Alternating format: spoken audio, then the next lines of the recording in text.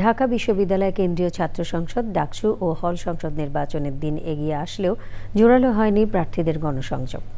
প্যানেলগুলো বিভিন্ন দাবি আর প্রতিশ্রুতির কথা বললেও জনসংযোগের চিত্র অনেকটাই সাদামাটা।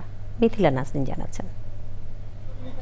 ডাকসু নির্বাচনে প্যানেলগুলো তাদের দাবি দাওয়া নানাভাবে তুলে ধরছে সংশ্লিষ্টদের কাছে। সুন্দর, সুষ্ঠু, নিরপেক্ষভাবে অনুষ্ঠিত করার জন্য আমরা নির্বাচন কমিশনের সাথে আমাদের যে আলোচনা সেটা আমরা তুলে ধরেছিলাম আর কি। শিক্ষার্থীদের স্বার্থে ভোট কেন্দ্র পুনর্বিন্যাসের আহ্বান গণতান্ত্রিক ছাত্র সংসদের। 9 তারিখে নির্বাচন, 10 তারিখে তারা বিশ্ববিদ্যালয় বন্ধ রেখেছেন। পুরো একটা সপ্তাহে শুধুমাত্র একদিন ক্লাস, যাদের সেমিস্টার ফাইনাল সেমিস্টার ব্রেক চলে অথবা যাদের পরীক্ষা চলে, তাদের ভিতরে ভোট প্রদানের ক্ষেত্রে একটা অনাগ্রহের সৃষ্টি হয়েছে। সাইবার বুলিং প্রতিরোধে সচেতন নির্বাচন কমিশন।